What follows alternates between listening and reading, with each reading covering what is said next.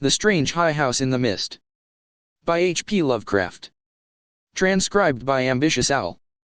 In the morning, mist comes up from the sea by the cliffs beyond Kingsport. White and feathery it comes from the deep to its brothers the clouds, full of dreams of dank pastures and caves of Leviathan. And later, in still summer rains on the steep roofs of poets, the clouds scatter bits of those dreams, that men shall not live without rumor of old strange secrets, and wonders that planets tell planets alone in the night. When tales fly thick in the grottos of Tritons, and conchs in seaweed cities blow wild tunes learned from the elder ones, then great eager mists flock to heaven laden with lore, and ocean-moored eyes on tile rocks see only a mystic whiteness, as if the cliff's rim were the rim of all earth, and the solemn bells of boys tolled free in the ether of faerie. Now north of archaic Kingsport the crags climb lofty and curious, terrace on terrace, till the northernmost hangs in the sky like a grey frozen wind cloud.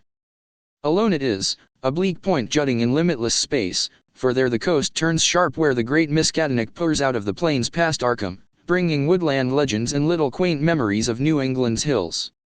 The sea folk of Kingsport look up at that cliff as other sea folk look up at the pole star, and time the night's watches by the way it hides or shows the great bear, Cassiopeia, and the dragon.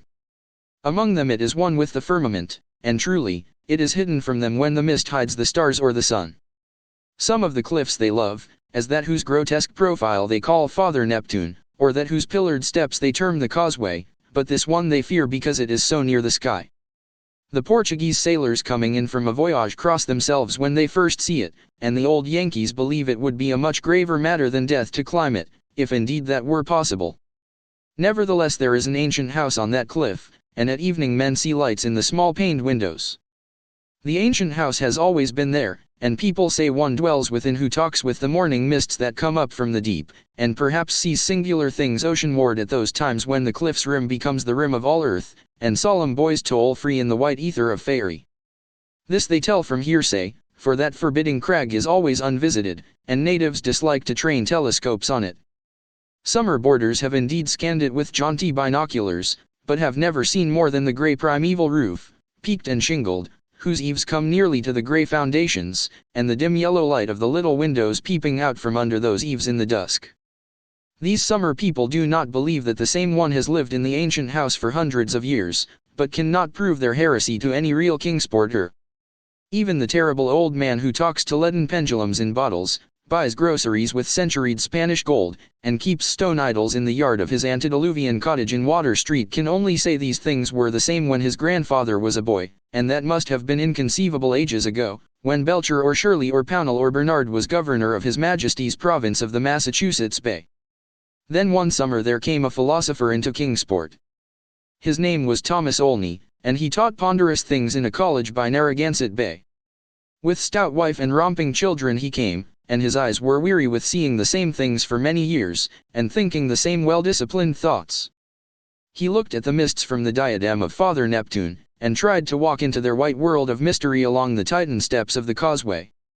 Morning after morning he would lie on the cliffs and look over the world's rim at the cryptical ether beyond, listening to spectral bells and the wild cries of what might have been gulls. Then, when the mist would lift and the sea stand out prosy with the smoke of steamers, he would sigh and descend to the town, where he loved to thread the narrow olden lanes up and down hill, and study the crazy tottering gables and odd pillared doorways which had sheltered so many generations of sturdy sea folk. And he even talked with the terrible old man, who was not fond of strangers, and was invited into his fearsomely archaic cottage where low ceilings and wormy paneling hear the echoes of disquieting soliloquies in the dark small hours. Of course it was inevitable that Olney should mark the grey unvisited cottage in the sky, on that sinister northward crag which is one with the mists and the firmament. Always over Kingsport it hung, and always its mystery sounded in whispers through Kingsport's crooked alleys. The terrible old man wheezed a tale that his father had told him, of lightning that shot one night up from that peaked cottage to the clouds of higher heaven, and Granny Orne, whose tiny gambrel-roofed abode in Ship Street is all covered with moss and ivy, croaked over something her grandmother had heard at second hand, about shapes that flapped out of the eastern mists straight into the narrow single door of that unreachable place, for the door is set close to the edge of the crag toward the ocean, and glimpsed only from ships at sea. At length, being avid for new strange things and held back by neither the Kingsporter's fear nor the summer boarder's usual indolence, Olney made a very terrible resolve. Despite a conservative training or because of it, for humdrum lives breed wistful longings of the unknown. He swore a great oath to scale that avoided northern cliff and visit the abnormally antique grey cottage in the sky. Very plausibly his saner self argued that the place must be tenanted by people who reached it from inland along the easier ridge beside the Miskatonic estuary. Probably they traded in Arkham, knowing how little Kingsport liked their habitation, or perhaps being unable to climb down the cliff on the Kingsport side. Olney walked out along the lesser cliffs to where the great crag leaped insolently up to consort with celestial things, and became very sure that no human feet could mount it or descend it on that beetling southern slope. East and north it rose thousands of feet perpendicular from the water, so only the western side, inland, and toward Arkham, remained. One early morning in August Olney set out to find a path to the inaccessible pinnacle. He worked northwest along pleasant back roads, past Hooper's Pond and the old brick powder house to where the pastures slope up to the ridge above the Miskatonic and give a lovely vista of Arkham's white Georgian steeples across leagues of river and meadow.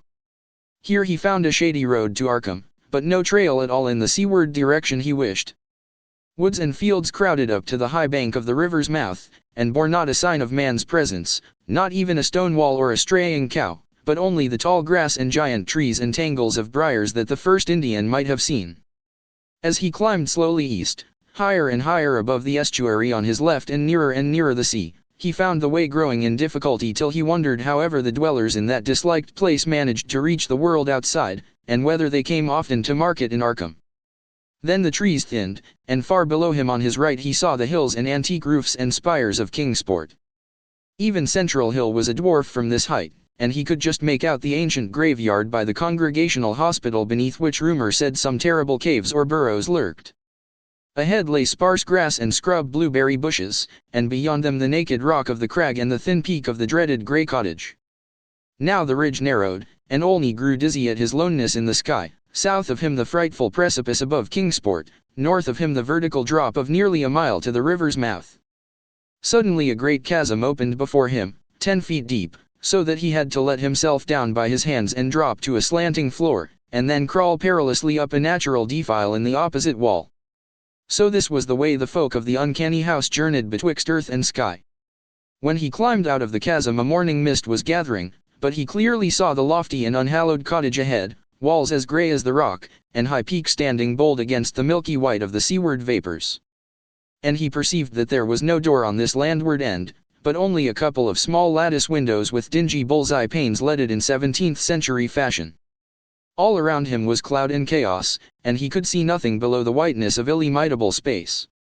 He was alone in the sky with this queer and very disturbing house, and when he sidled around to the front and saw that the wall stood flush with the cliff's edge, so that the single narrow door was not to be reached save from the empty ether, he felt a distinct terror that altitude could not wholly explain. And it was very odd that shingles so worm-eaten could survive, or bricks so crumbled still form a standing chimney. As the mist thickened, Olney crept around to the windows on the north and west and south sides, trying them but finding them all locked. He was vaguely glad they were locked, because the more he saw of that house the less he wished to get in. Then a sound halted him. He heard a lock rattle and a bolt shoot, and a long creaking follow as if a heavy door were slowly and cautiously opened. This was on the oceanward side that he could not see, where the narrow portal opened on blank space thousands of feet in the misty sky above the waves. Then there was heavy, deliberate tramping in the cottage, and Olney heard the windows opening, first on the north side opposite him, and then on the west just around the corner. Next would come the south windows, under the great low eaves on the side where he stood, and it must be said that he was more than uncomfortable as he thought of the detestable house on one side and the vacancy of upper air on the other. When a fumbling came in the nearer casements he crept around to the west again, flattening himself against the wall beside the now opened windows. It was plain that the owner had come home, but he had not come from the land, nor from any balloon or airship that could be imagined.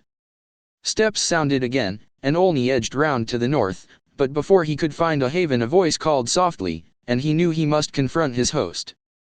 Stuck out of the west window was a great black-bearded face whose eyes were phosphorescent with the imprint of unheard-of sights. But the voice was gentle, and of a quaint olden kind, so that Olney did not shudder when a brown hand reached out to help him over the sill and into that low room of black oak wainscots and carved Tudor furnishings. The man was clad in very ancient garments, and had about him an unplaceable nimbus of sea lore and dreams of tall galleons. Olney does not recall many of the wonders he told, or even who he was, but says that he was strange and kindly, and filled with the magic of unfathomed voids of time and space.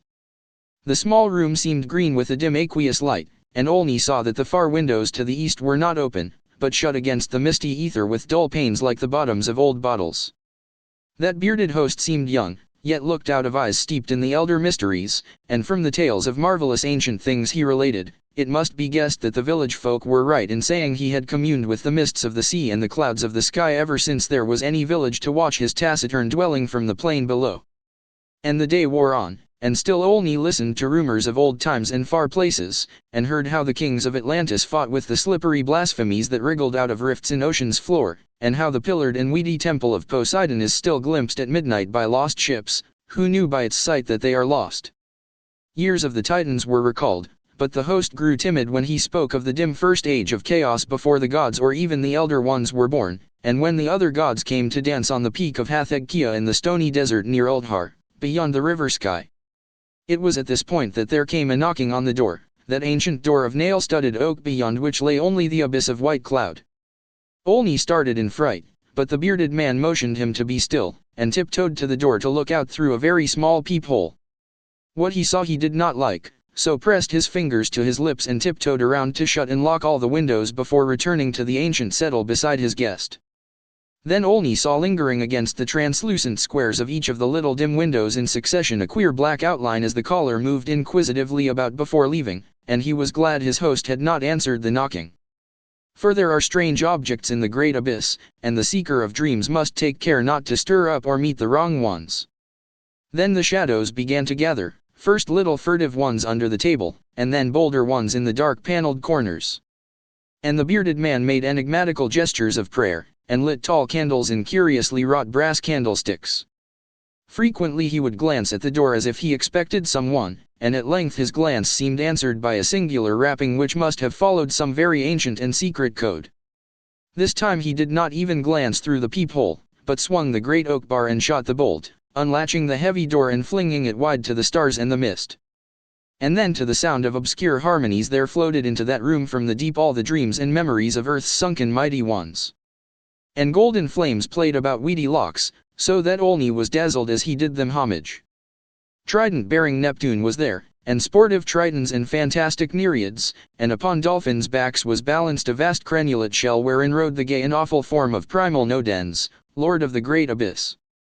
And the conchs of the tritons gave weird blasts, and the nereids made strange sounds by striking on the grotesque resonant shells of unknown lurkers in black sea caves. Then hoary Nodens reached forth a wizened hand and helped Olney and his host into the vast shell, whereat the conchs and the gongs set up a wild and awesome clamor. And out into the limitless ether reeled that fabulous train, the noise of whose shouting was lost in the echoes of thunder. All night in Kingsport they watched that lofty cliff when the storm and the mists gave them glimpses of it, and when toward the small hours the little dim windows went dark they whispered of dread and disaster. And Olney's children and stout wife prayed to the bland proper God of Baptists, and hoped that the traveler would borrow an umbrella and rubbers unless the rain stopped by morning. Then dawn swam dripping and mist-wreathed out of the sea, and the boys told solemn in vortices of white ether. And at noon elfin horns rang over the ocean as Olney, dry and light-footed, climbed down from the cliffs to antique Kingsport with the look of far places in his eyes. He could not recall what he had dreamed in the sky-perched hut of that still nameless hermit, or say how he had crept down that crag untraversed by other feet. Nor could he talk of these matters at all save with the terrible old man, who afterward mumbled queer things in his long white beard, vowing that the man who came down from that crag was not wholly the man who went up, and that somewhere under that grey peaked roof, or amidst inconceivable reaches of that sinister white mist, there lingered still the lost spirit of him who was Thomas Olney. And ever since that hour, through dull dragging years of greyness and weariness, the philosopher has labored and eaten and slept and done uncomplaining the suitable deeds of a citizen. Not any more does he long for the magic of farther hills, or sigh for secrets that peer like green reefs from a bottomless sea. The sameness of his days no longer gives him sorrow, and well-disciplined thoughts have grown enough for his imagination. His good wife waxes stouter and his children older and prosier and more useful, and he never fails to smile correctly with pride when the occasion calls for it. In his glance there is not any restless light, and if he ever listens for solemn bells or far elfin horns it is only at night when old dreams are wandering. He has never seen Kingsport again, for his family disliked the funny old houses and complained that the drains were impossibly bad. They have a trim bungalow now at Bristol Highlands, where no tall crags tower, and the neighbors are urban and modern. But in Kingsport strange tales are abroad, and even the terrible old man admits a thing untold by his grandfather. For now, when the wind sweeps boisterous out of the north past the high ancient house that is one with the firmament, there is broken at last that ominous, brooding silence ever before the bane of Kingsport's maritime cotters. And old folk tell of pleasing voices heard singing there, and of laughter that swells with joys beyond earth's joys, and say that at evening the little low windows are brighter than formerly. They say, too, that the fierce aurora comes oftener to that spot, shining blue in the north with visions of frozen worlds, while the crag and the cottage hang black and fantastic against wild coruscations. And the mists of the dawn are thicker, and sailors are not quite so sure that all the muffled seaward ringing is that of the solemn boys. Worst of all, though, is the shriveling of old fears in the hearts of Kingsport's young men, who grow prone to listen at night to the north wind's faint distant sounds. They swear no harm or pain can inhabit that high-peaked cottage, for in the new voices gladness beats, and with them the tinkle of laughter and music. What tales the sea mists may bring to that haunted and northernmost pinnacle they do not know, but they long to extract some hint of the wonders that knock at the cliff-yawning door when clouds are thickest. And patriarchs dread lest some day one by one they seek out that inaccessible peak in the sky, and learn what centuried secrets hide beneath the steep shingled roof which is part of the rocks and the stars and the ancient fears of Kingsport. That those venturesome youths will come back they do not doubt, but they think a light may be gone from their eyes, and a will from their hearts. And they do not wish quaint Kingsport with its climbing lanes and archaic gables to drag listless down the years, while voice by voice the laughing chorus grows stronger and wilder in that unknown and terrible eyrie where mists and the dreams of mists stop to rest on their way from the sea to the skies. They do not wish the souls of their young men to leave the pleasant hearths and gambrel-roofed taverns of old Kingsport, nor do they wish the laughter and song in that high rocky place to grow louder. For as the voice which has come has brought fresh mists from the sea and from the north fresh lights, so do they say that still other voices will bring more mists and more lights, till perhaps the olden gods, whose existence they hint only in whispers for fear the congregational parson shall hear, may come out of the deep and from unknown Cadiz in the cold waste and make their dwelling on that evilly appropriate crag so close to the gentle hills and valleys of quiet, simple fisher folk. This they do not wish, for to plain people things not of earth are unwelcome, and besides, the terrible old man often recalls what Olney said about a knock that the lone dweller feared, and a shape seen black and inquisitive against the mist through those queer translucent windows of leaded bull's eyes. All these things, however, the elder ones only may decide, and meanwhile the morning mist still comes up by that lovely vertiginous peak with the steep ancient house, that grey, low-eaved house where none is seen but where evening brings furtive lights while the north wind tells of strange revels. White and feathery it comes from the deep to its brothers the clouds, full of dreams of dank pastures and caves of Leviathan. And when tales fly thick in the grottos of Tritons, and conchs in seaweed cities blow wild tunes learned from the elder ones, then great eager vapors flock to heaven laden with lore, and Kingsport, nestling uneasy in its lesser cliffs below that awesome hanging sentinel of rock, sees oceanward only a mystic whiteness, as if the cliff's rim were the rim of all earth, and the solemn bells of the boys tolled free in the ether of faerie.